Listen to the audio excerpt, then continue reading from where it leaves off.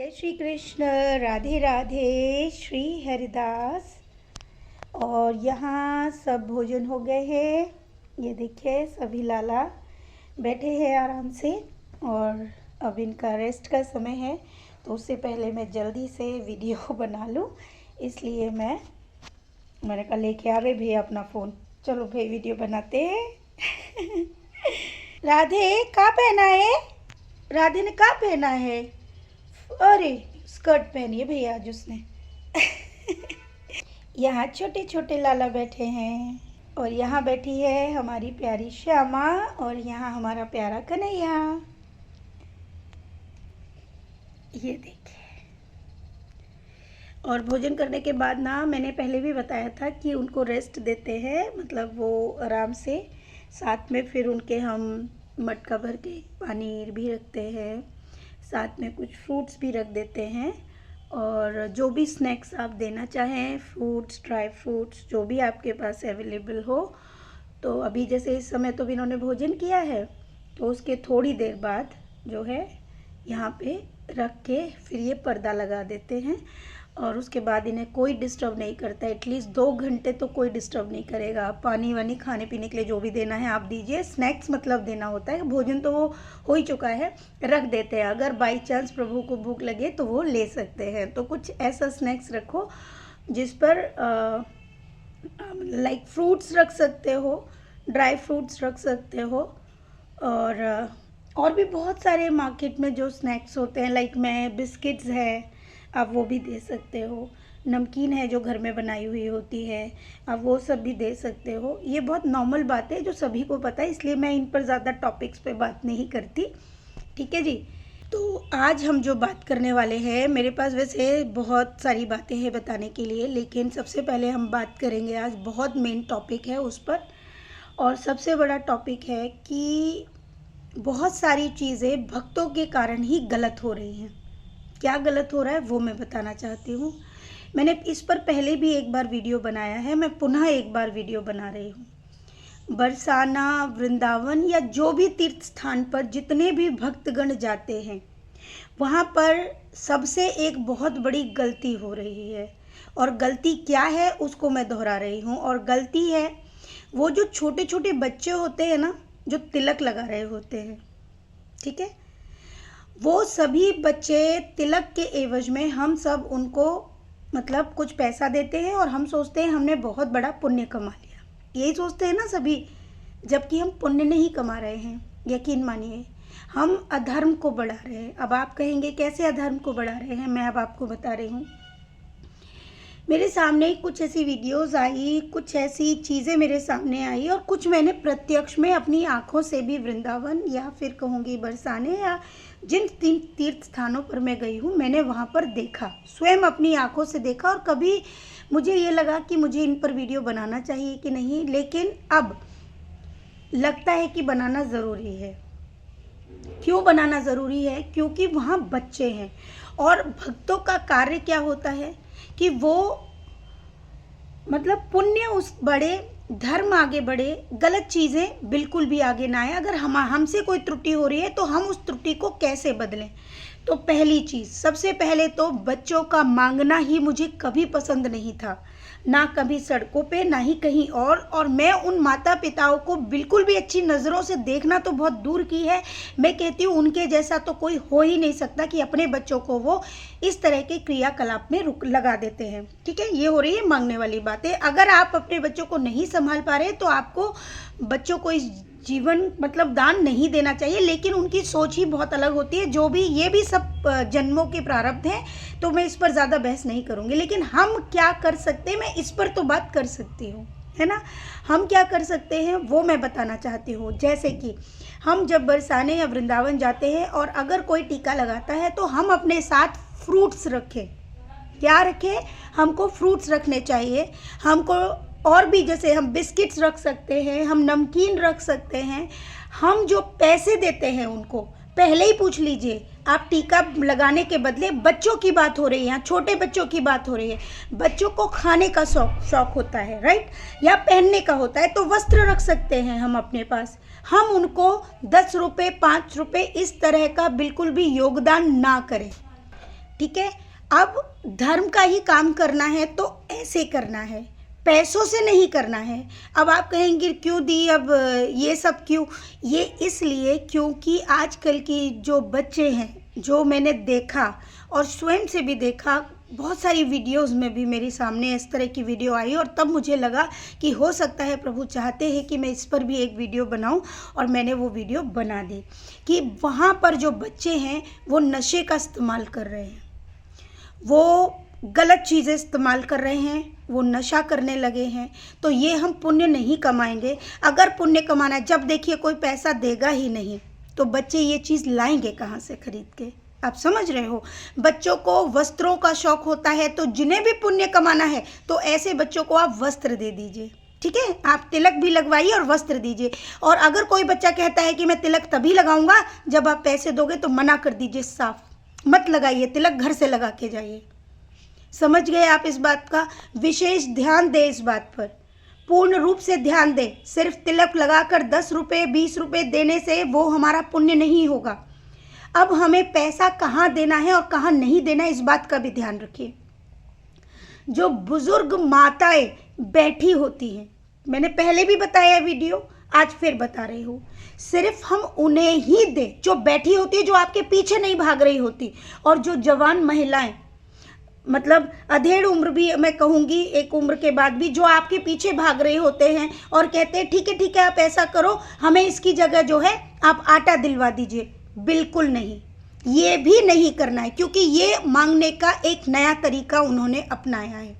5 kilo की आटे की एक थैली दिलवा दीजिए और उसको बेचकर वो पैसे ही लेते हैं, और उसका इस्तेमाल भी, ये चीज़ नहीं होनी चाहिए। मैं सिर्फ इस बात पर जोर देना चाहती हूँ, जिनको प्रभु ने इतना अच्छा शरीर दिया है, आप जवान हो, जाके कोई भी काम करो, क्यों नहीं करते?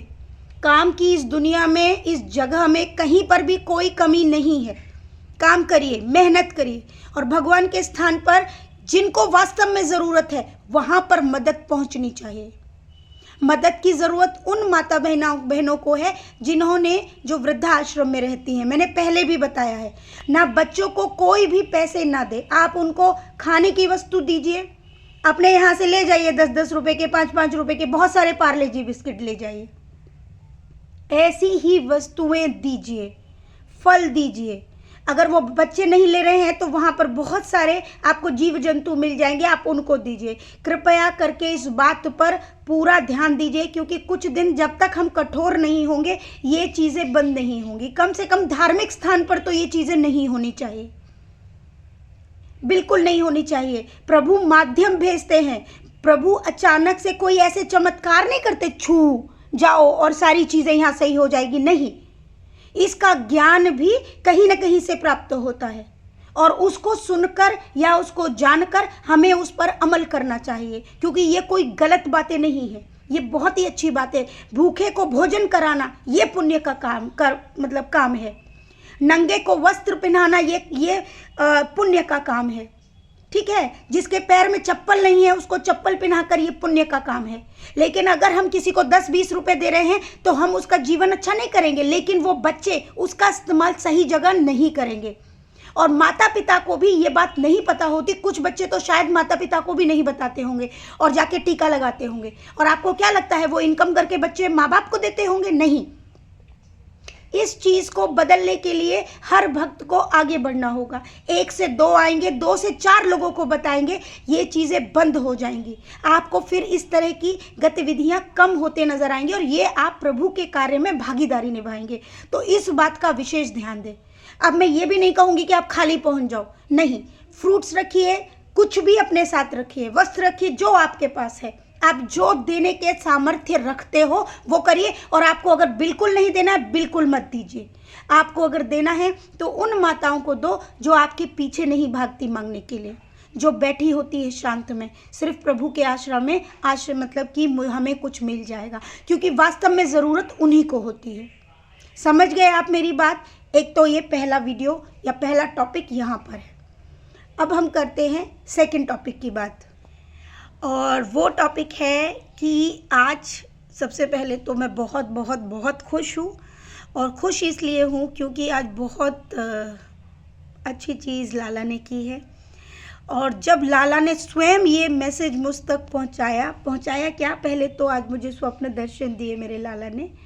मुझे दर्शन में जो दृश्य दिखाया वो भी बहुत बहुत अनंत था, और ये सब आप सबको मैं बताऊंगी क्योंकि ये सारी लीला एक लीला से रिलेट करती है। याद होगी आपको रक्षाबंधन वाली जो मैंने कहा था, मुझे याद दिलाना।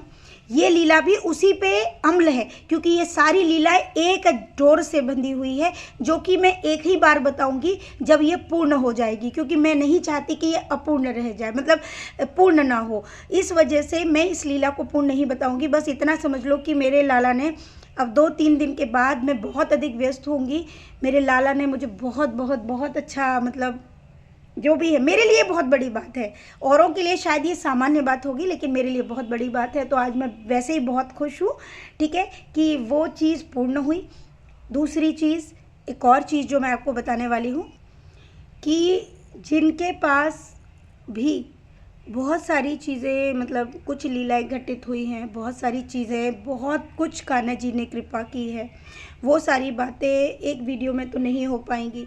अब मैं क्या करूँ, अब कान्हा जी भी मतलब कुछ ना कुछ ऐसा कर देते हैं और कुछ चीज़ों पे वो कहते हैं ना, बंदिश लगा देते हैं कि अभी ये बाहर नहीं जानी चाहिए। तो उन चीज़ों को मुझे रखना पड़ता है अपने पास ही, और वो पूर्ण होने पर मैं आप सब तक वो मैसेजेस पहुंचाती हूँ, ठीक है।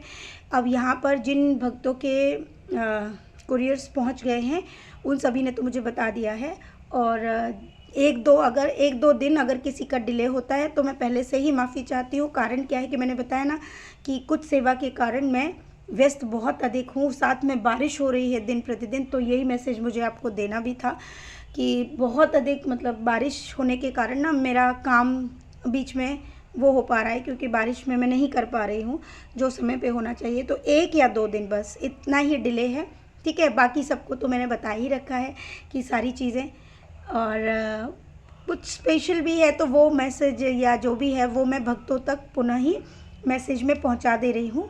जिनके लिए भी कुछ मैसेज है, मैसेज से मतलब है कुछ चीज़ें थी उनकी या जो उन्होंने कही थी, वो उन तक मैंने मैसेज के थ्रू आज बोल दिया है कि समय मिलते ही उन तक मैं वो बात पहुंचा दूंगी। ज़्यादा नहीं है, 1-2 है बस, मतलब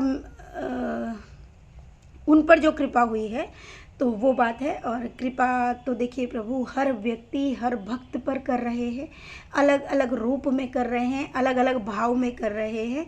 और जहाँ प्रभु ने इतनी अधिक कृपा की है, कभी कभी तो हम कृपा लेने में असमर्थ हो जाते हैं। यकीन मानिए, कभी कभी मनुष्य उसको समझ ही नहीं पाता, और वो तब समझ पाता है जब वो प्रभु को ही चैलेंज कर देता है। और जहाँ जहाँ लोगों ने प्रभु को चैलेंज किया है, वहाँ उनको कुछ चीज़ों का संकट भी भोगना पड़ा है। तो प्रभु तो प्रभु हैं, उनको अपनी इच्छा के अनुसार कार्य करने दीजिए। आप अपनी सेवा पर ध्यान दीजिए, सभी अपनी सेवा को पूर्ण करिए। अगर किसी चीज़ का कष्ट है या कुछ भी ऐसा हो रहा है जो आपको कष्ट पहुंचा रहा है, मतलब ये उन लोग भक्तों के लिए है जो हमेशा दुख में रहते हैं और जो कहते हैं कि हमारे साथ कुछ भी अच्छा नहीं हुआ आज तक, या प्रभु हमारे लिए अच्छा नहीं कर रहे हैं। तो मैं बार बार कहती हूँ, प्रभु सबके साथ अच्छा करते हैं, और अगर हमारे जीवन में कुछ दुख है या कष्ट है वो हमारे कारण है। मैं बार बार इसको कहती हूँ, इस बात का विशेष ध्यान रखिए। उसको प्रभु पर मत डालिए कि प्रभु के कारण ऐसा हो रहा है, प्रभु के कारण नहीं हो रहा है। हमारे कर्म ऐसे रहे होंगे हमारे जीवन में जिनका कि समय जल्दी कट रहा है, आप ये कह सकते हो। अगर प्रभु जीवन में आ गए तो वो जल्दी कटेगा, लेकिन अगर आप ये सोचो कि प्रभु को हम लेकर आ गए तो अब हमारे जीवन में संकट नहीं आएंगे, तो ये भूल जाइए। क्योंकि संकट जब तक नहीं आएगा आप अच्छाई को पहचानेंगे कैसे। इसलिए संकट का रहना और अच्छाई का, दोनों का रहना, इसीलिए भगवान ने सामंजस्य बनाया हुआ है रात और दिन का। अगर इंसान के पास सिर्फ रात दिन ही दिन रहेगा तो इंसान 24 घंटे कार्य करता रहेगा, लेकिन प्रभु ने रात बना दी कि जो रात में भी काम करना चाहते हैं ना, उन्हें ज़्यादा ना सही 4 घंटे तो फिर भी सोना पड़ेगा। तो ऐसे ही ये जीवन के सुख दुख और बहुत सारी चीज़ें हैं, लेकिन प्रभु के जीवन में आने से इंसान के अच्छे कर्म अधिक बढ़ जाते हैं। तो प्रभु को अपने जीवन में लाइए, सेवा करिए, अच्छी भावना रखिए, सबके लिए अच्छे विचार रखिए, किसी के लिए बुरा मत सोचिए, अच्छे कर्मों में अपने जीवन को लगाइए। तो खूब सारा प्रेम। राधे राधे। श्री हरिदास।